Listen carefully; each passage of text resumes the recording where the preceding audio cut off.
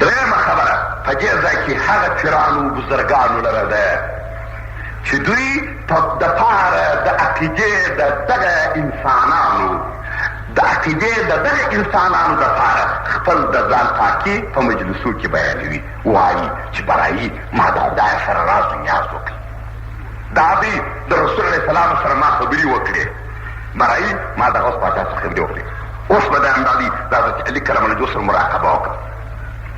داسې د بزرګۍ خبرې چې څوک په خپله ځان پیرانه که ته داسې مشرفه شخص دی چې د خدای سره مناجات رازونه لرې، که ته د محمد رسول الله سره راز نیاز لرې، ته داسې پاک انسان یې، نو دې سر ته په حاجت دی چې خلکو ته وایې، پرېږده چې هغه سر په خپله وپاشل شي.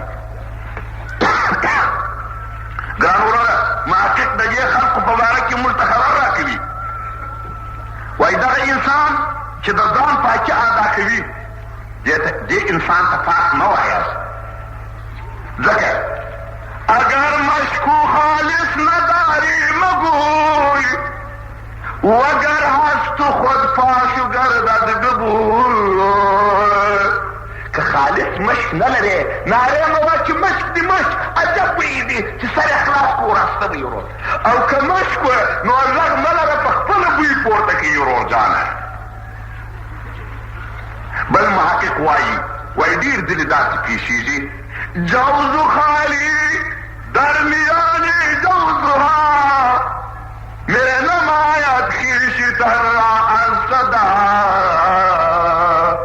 تاسو وروره دا جوزونه داسې ولګړوي جوز، هر جوز چې ډک په کړپ یې ډېر نه وي، هر جوز چې تش وي د هر ګړب ګړب و طرف و طرف یې تر دې نورو ډېر. نو دغه انسان دغه پیر و بزرګ چې په خپله د خپل مناجات د خپلو تهجدو روژو صفت تاسې ته کوي، پوه ته چې انشاءالله یې ویله هم سمه نه ده نیولې، پر فرض یې له هم وبېرېږي. دا چې دی وایي زه د شپې لمونځ کوم، ته د ورځې لمونځ د چې الله په خطر کې سي وروره.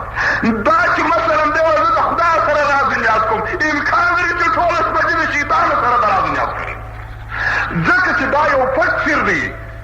اولیاء نه پېژندل کېږي. دغه سړی چې داسې مقام ته ورسېږي خو نو ولي شو، نو معرفة الولي اصعب من معرفة الله. معرفت د ولي د خدای تر پېژندلو زور غواړي، ځکه چې خدای خو په کائناتو په موجوداتو په اسمانو په مځکه پېژندل کېږي.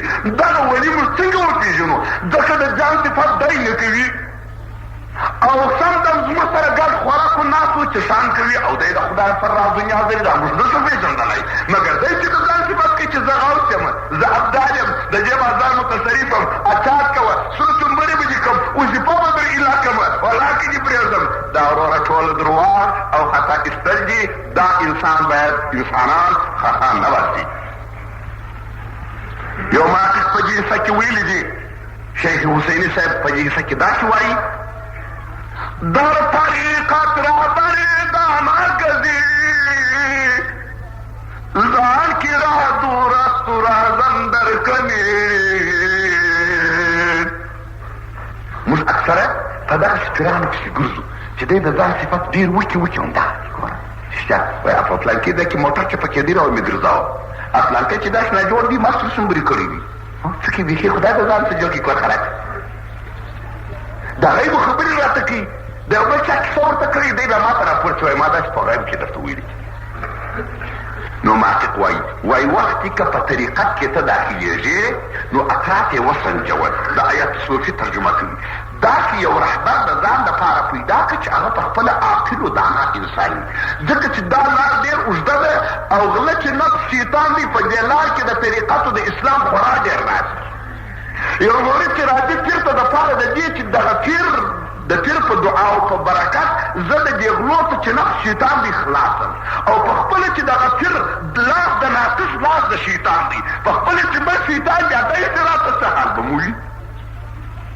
رهبری باید به معنا سر بلل از شریعت. خبره کې ده شریعت بیا راوګرځي. کم وخت که د ده څخه په شریعت کې غټه خبره کول کېده چې زه داسې لوی ملا یم، بیا بیا طریقت راوګرځي. طریقت څه کوي؟ طریقت سره یې تکبر ته نه پرېږدي، ریا کې نه پرېږدي، عجب کې نه پرېږدي، خودبینۍ کې نه پرېږدي، حسد کې نه پرېږدي. د سړی به د تصوف سړی به متواضع عاجز حسد نه لره کینه مه لره بغض مه لره ولې تصوف دا کار شریعت بیا لوړچاله وي تصوف یې ګوره راګرځي تصوف بیا داسې خبرې لري چې پلانکی مې په وظیفه ووایه پلانکی مې چپه کړي شریعت یې بیا راګرځي وایي هڅګي وویل خراب شوې دا دوه چې لازم و ملزوم شوله نو انسان راګرځولی شي